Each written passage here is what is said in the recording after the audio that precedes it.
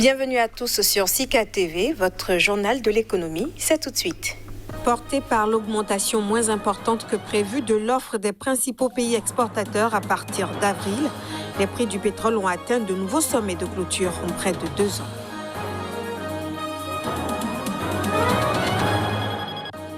La Banque centrale du Nigeria a mis en place une mesure incitative qui permet de verser des naira aux expéditeurs de transferts d'argent internationaux.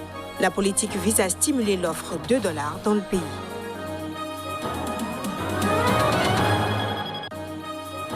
Et dans cette édition, nous parlerons également de fruits. Les exportations des principaux fournisseurs africains de bananes vers l'Union européenne ont reculé en 2020.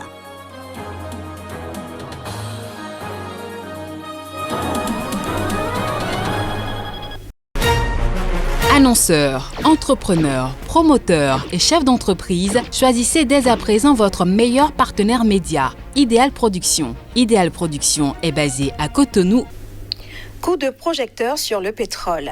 L'or noir gagne 5,2% et atteint son plus haut niveau depuis 14 mois. Depuis plus de 6 ans, les prix du baril de brut sont entrés dans une phase de marasme qui a notamment affaibli les recettes des pays producteurs. Les mesures prises par l'OPEP pour les stabiliser portent progressivement leurs fruits.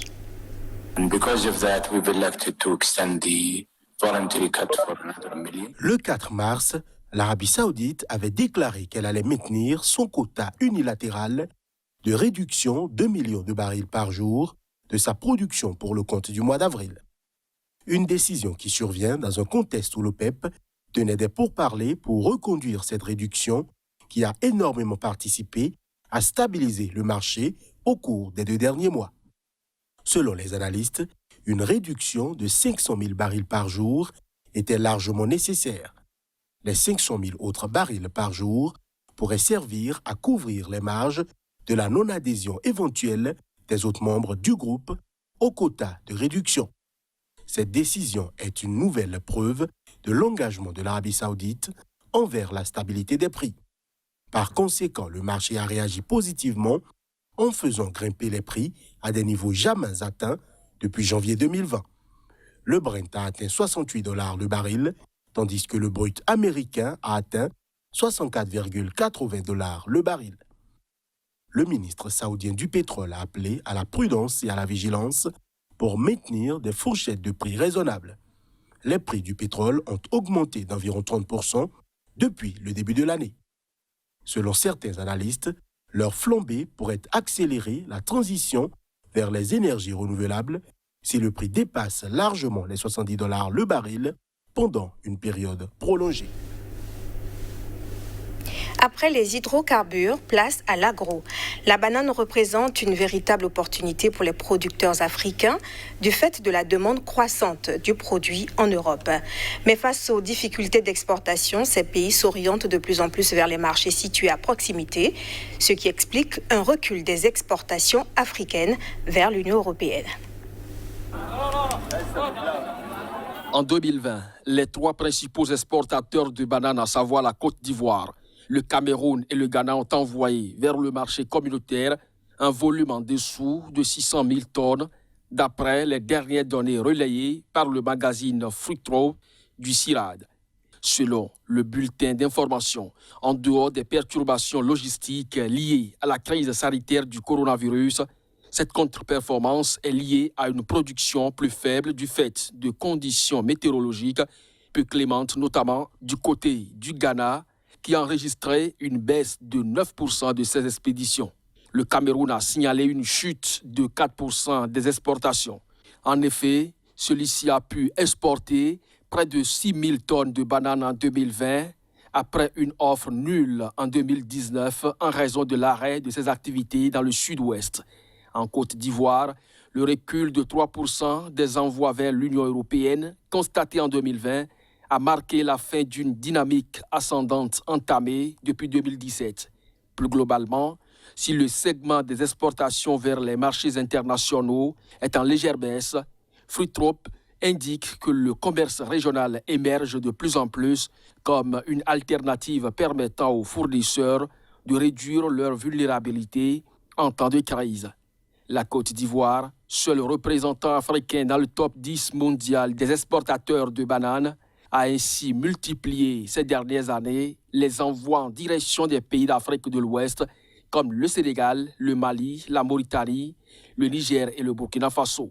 En 2019, les exportations vers la sous-région étaient de 16%. Nous prenons maintenant la direction de la République démocratique du Congo. Le projet d'appui au développement de micro, petites et moyennes entreprises va accorder en moyenne entre 60 000 et 65 000 dollars américains à chacune des 91 PME sélectionnées sur les 100 attendus au concours des plans d'affaires organisés à Goma et dont les résultats ont été publiés le 4 mars. Le minimum des fonds alloués à chaque PME varie entre 25 000 et 30 000 dollars américains, tandis que le maxima est de 100 000. Elles vont bénéficier des subventions du gouvernement congolais sur financement de la Banque mondiale en vue d'accroître leurs affaires. L'espoir est que ces projets puissent contribuer à l'économie, chasser le chômage dans la province du Nord Kivu, particulièrement dans la ville de Goma. Le Nigeria a pris depuis quelques mois des mesures pour augmenter le flux de dollars entrant via le circuit officiel. Il s'agit en fait de lutter contre la pénurie actuelle de devises fortes. Ces mesures concernent cette fois-ci les transferts d'argent, l'une des principales sources de devises étrangères du pays, afin de soutenir l'augmentation, encourager les envois de fonds de la diaspora dans le pays. La Banque centrale du Nigeria a mis en place de nouvelles mesures pour mieux augmenter le flux de dollars américains qui arrive dans le pays. Dans un document publié le 5 mars 2021, l'institution a indiqué qu'elle paiera les citoyens qui recevront des fonds en provenance de l'extérieur et en devises étrangères via le circuit officiel. D'après les autorités, le programme dénommé Naira 4 $ Shem se déroulera du 8 mars au 8 mai 2021. Durant cette période, pour chaque dollar transféré par l'intermédiaire d'opérateurs de transfert de fonds internationaux agréés et de banques commerciales, les bénéficiaires recevront 5 Naira. L'objectif pour les autorités est d'augmenter le flux officiel des transferts de fonds dans un contexte de pénurie de devises fortes. Cette décision n'est pas la première prise par les autorités nigérianes pour améliorer leurs réserves en devises étrangères. En janvier dernier, la CBN avait annoncé la mise en place de sanctions contre les exportateurs qui ne rapatrieront pas leurs recettes d'exportation. Avec la crise économique qui frappe le Nigeria depuis plusieurs années, aggravée par la pandémie de Covid-19, le pays a vu ses réserves en dollars diminuer suite à la perturbation de ses exportations de pétrole, qui représentent au moins 90% de ses recettes d'exportation. En plus d'avoir plongé l'économie nationale dans la récession, cette situation a entraîné une dépréciation du Naira au cours de l'année dernière. Rappelons que les transferts d'argent de la diaspora à la destination du Nigeria sont l'une des principales sources de devises étrangères du Nigeria. En 2017, ils représentaient 7 fois le montant de l'aide publique au développement reçue par le pays. Une dernière information avant de recevoir l'invité de ce journal. La Banque de réserve sud-africaine a annoncé qu'elle va procéder à une évaluation de la faisabilité de l'établissement d'un système de carte bancaire nationale. Dans un communiqué publié en début de semaine, elle a indiqué qu'elle envisage de créer des cartes en marque blanche. Ces nouvelles cartes pourront être utilisées dans le pays ou dans les pays voisins. Entre autres avantages, ces cartes devrait permettre des transactions moins chères que celles offertes par des acteurs dominants tels que Visa et Mastercard. Selon les statistiques de 2019, près de 48,8 millions de cartes ont été mises en circulation en Afrique du Sud. Le marché a enregistré une valeur transactionnelle de 5,8 milliards, estimée à 1200 milliards de rands. Hausse de 12,41% du budget 2021 du Sénégal concernant l'agriculture. On en parle tout de suite. On en parle avec Casimir Pédior, le directeur de publication du quotidien La Nouvelle Économie. Bonjour Casimir. Bonjour Bénédicte. Et merci d'être avec nous. Tout le plaisir pour nous. Qu'est-ce qui peut justifier cette augmentation du budget du ministère sénégalais de l'Agriculture? C'est l'envie de relancer le secteur de la production agricole spécifiquement après 12 mois donc, de dur labeur des producteurs, des transformateurs, mais aussi des exportateurs donc, de la matière première qu'est les produits issus de l'agriculture. Désormais, le Sénégal veut donc aller à la rencontre donc, de la bonne production au niveau du continent, mais aussi de la transformation. Et pour le compte donc, de l'année budgétaire 2021, notamment pour la saison agricole 2020-2021, le Sénégal est passé donc à 12,41% de croissance de son budget, qui affiche donc un total de 170,91 milliards de francs CFA pour le compte donc, de l'année sous revue, c'est-à-dire l'année 2021, contre 152,44 milliards de francs CFA pour un an, c'est-à-dire l'année Covid, pour parler ainsi. Donc voilà un peu ce qu'on peut retenir en termes de croissance, en termes d'intention positive au niveau de ce pays-là. Et comment les fonds ainsi alloués seront-ils structurés?